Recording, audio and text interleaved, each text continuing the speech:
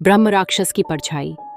पहाड़ों के बीच बसे एक छोटे से गांव बिरजू घाटी में अजीब घटनाएं होना शुरू हुई थीं। लोग कहते थे कि रात के अंधेरे में वहां एक ब्रह्म राक्षस घूमता है।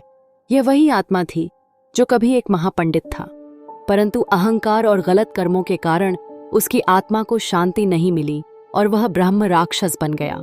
गांव के लोग अंधेरा होते ही घरों के दरवाजे कसकर बंद कर लेते, परंतु कुछ दिनों से एक अलग ही दहशत फैल रही थी। गांव की सबसे सुंदर लड़की संध्या अचानक रात को अपने घर से गायब हो गई। संध्या के घरवालों ने पूरी रात खोज की, पर वह नहीं मिली।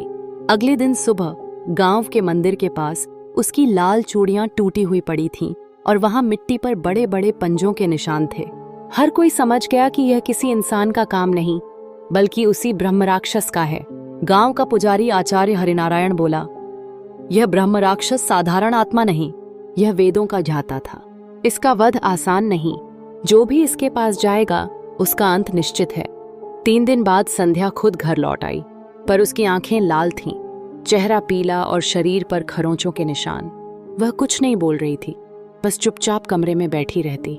रात को उसका स्वर बदल जाता, उसकी आवाज भारी हो जाती और वह अचानक संस्कृत के मंत्र बोलने लगती, जो किसी ने उससे पहले कभी नहीं सुने थे। माँ बाप घबरा गए। उन्हें समझ आ गया कि ब्रह्म राक्षस ने उसकी देह पर कब्जा कर लिया है। गांव के बाहर एक टूटी फूटी हवेली थी, जिसके बारे में कहा जाता था कि वही ब्रह्म राक्षस का ठिकाना है। कई वर्षों पहले उस हवेली में एक विद्वान ब्राह्मण तंत्र साधना किया करता था।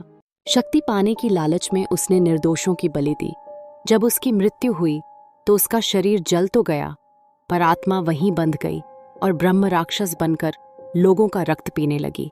गांव के कुछ साहसी युवक, जिनमें संध्या का भाई राघव भी था, तय करते हैं कि वे हवेली जाकर उसकी सच्चाई जानेंगे। रात को 4 लोग हाथों में मशाल लेकर हवेली पहुंचे। अंदर धूल, टूटी मूर्तियां और जली हुई हवन कुंड की राख फैली थी। अचानक एक ठंडी हवा चली और दरवाजा अपने आप बंद हो गया। अंधेरे में गहरी आवाज गूंजी, तुम्हारी हिम्मत कैसे हुई मेरी शांति भंग करने की? तभी संध्या वहां प्रकट हुई, लेकिन उसके चेहरे पर मुस्कान थी और उसकी आंखों से खून टपक रहा था। उसकी आवाज अब संध्या की नहीं थी, बल्कि उसी ब्रह्म राक्षस की थी। ब्रह्म राक्षस ने कहा, मैं इस हवेली में अपूर्ण इच्छा के कारण बंधा हूं। जब तक हर अमावस्या को किसी कन्या का रक्त नहीं पीऊंगा, मेरी आत्मा शांत नहीं होगी। राघव ने हिम्मत जुटाकर मंत्र पढ़ने की कोशिश की, लेकिन अचानक उसकी किताब हवा में उड़ गई और आग में जलकर राख हो गई। 3 युवक डरकर भाग निकले, लेकिन राघव अपनी बहन को बचाने के लिए वहीं खड़ा रहा। अगले दिन गांव के पुजारी ने एक उपाय बताया। इस ब्रह्म राक्षस को मुक्त करने का एक ही तरीका है। इसके अपने ही ज्ञान से इसे हराया जा सकता है। इसे शास्त्रार्थ में पराजित करो। अगर यह हार गया तो इसका उद्धार हो जाएगा। अमावस्या की रात तय हुई। मंदिर प्रांगण में हवन कुंड जलाया गया।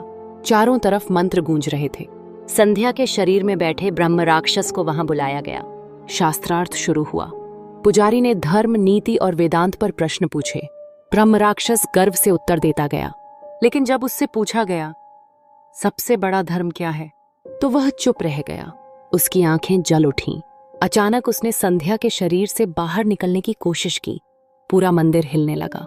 पुजारी ने अंतिम मंत्र पढ़ा, अहंकार ही सबसे बड़ा अधर्म है। जब तक तू इसे नहीं त्यागेगा, तू मुक्त नहीं होगा। ब्रह्म राक्षस चीखा और धुएं के गुबार में बदल गया। उसकी आत्मा हवेली की ओर उड़ गई। उसी पल हवेली ढहकर राख हो गई। संध्या जमीन पर गिर गई, लेकिन बच गई। धीरे धीरे उसकी आंखों की लालिमा खत्म हो गई और उसने अपने भाई का हाथ पकड़ा। गांव के लोग राहत की सांस लेने लगे, परंतु उसी रात राघव को सपने में वही भारी आवाज सुनाई दी, मैं मुक्त तो हो गया, पर अधूरी तृष्णा अभी भी बाकी है, मैं फिर लौटूंगा। यह कहानी हमें बताती है कि ज्ञान भी यदि अहंकार से जुड़ जाए तो विनाशकारी बन जाता है। ब्रह्म राक्षस सिर्फ शक्ति का प्रतीक नहीं, बल्कि इंसान के अंदर छुपे लोभ और घमंड का परिणाम भी है। अगर आपको हमारा यह वीडियो अच्छा लगा तो कृपया लाइक और सब्सक्राइब जरूर करें।